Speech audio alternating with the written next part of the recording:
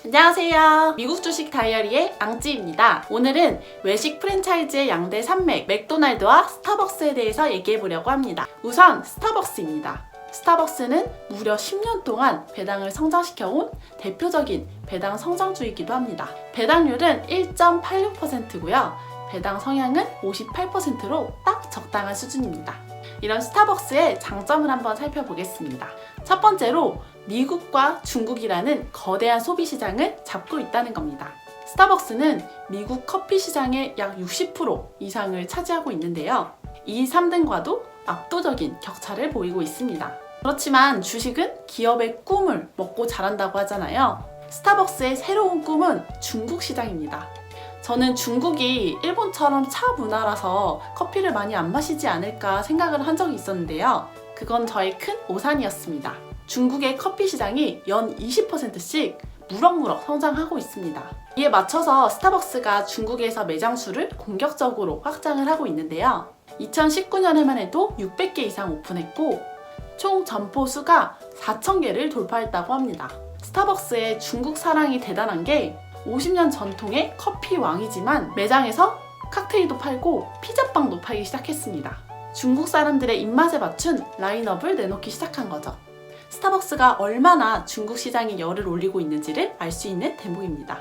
물론 중국의 루이신 커피가 강력한 대항마로 떠오르고 있기도 합니다. 루이신 커피는 지금 적자를 내가면서까지 공격적으로 매장 수를 확장하고 있는데요. 2년 만에 이미 스타벅스의 매장 수를 넘어섰습니다. 심지어 앞으로 2년 동안 매장을 10,000개 이상 내는 게 목표라고 합니다. 정말 대륙의 스케일입니다. 그렇지만 중국의 커피 시장이 아직은 파이를 키워나가는 단계이기 때문에 루이신 커피라는 존재가 꼭 위협이라고만 볼 수는 없는 것 같습니다. 실제로 미국 사람들이 커피를 1년에 300잔 정도 마신다고 치면 중국 사람들은 1년에 기껏해야 4잔 정도밖에 마시지 않는다고 합니다. 과연 스타벅스와 루이신 커피 이 두 브랜드가 중국의 커피 시장을 얼마나 키워낼 수 있을지, 과연 우리나라처럼 될지 혹은 제3의 플레이어가 등장하게 될지 조금 더 지켜봐야 될 것 같습니다. 그리고 스타벅스의 두 번째 장점은 바로 리워드 프로그램입니다.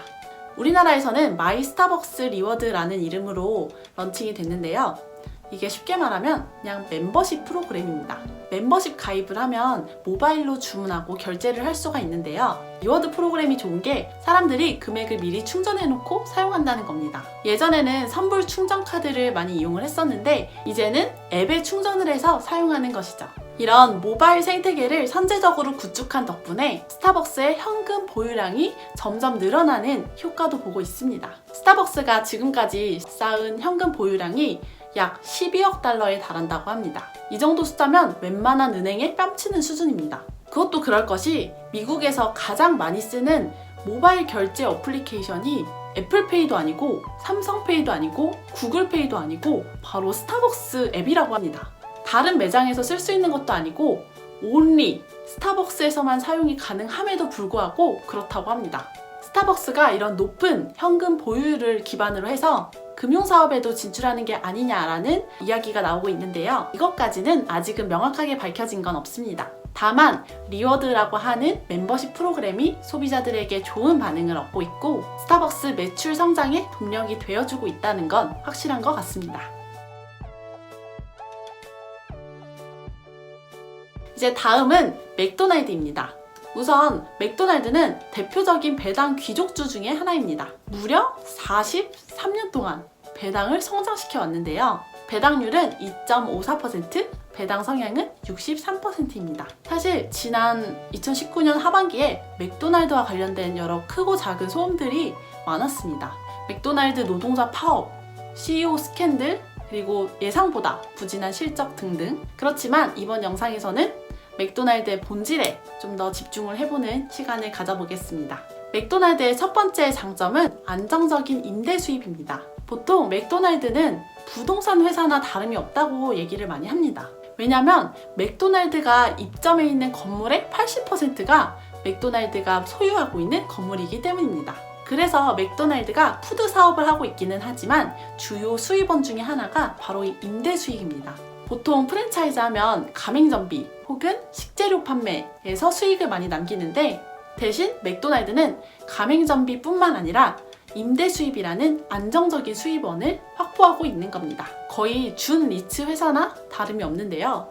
맥도날드가 43년 동안 배당금을 늘려올 수 있었던 것도 경기 등락과는 상관없이 이렇게 안정적으로 나오는 수입 덕분이 아니었을까 생각이 듭니다. 그리고 두 번째 장점은 맥도날드가 지속적으로 체질 개선을 하고 있다는 겁니다.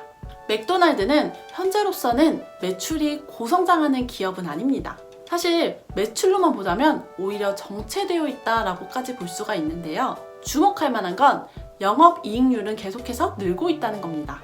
이 표를 보시면 영업이익률이 20%대로 지금도 높은 편인데 그마저 계속 성장하고 있습니다.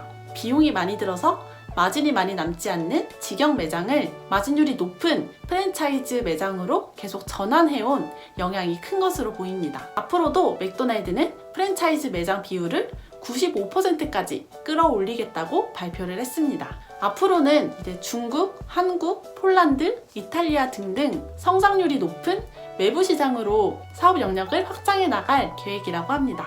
이런 움직임이 또 새로운 성장 동력이 될 수 있지 않을까 기대가 됩니다. 그럼 오늘은 여기까지 하도록 하겠습니다. 더 좋은 정보로 돌아올게요. 안녕!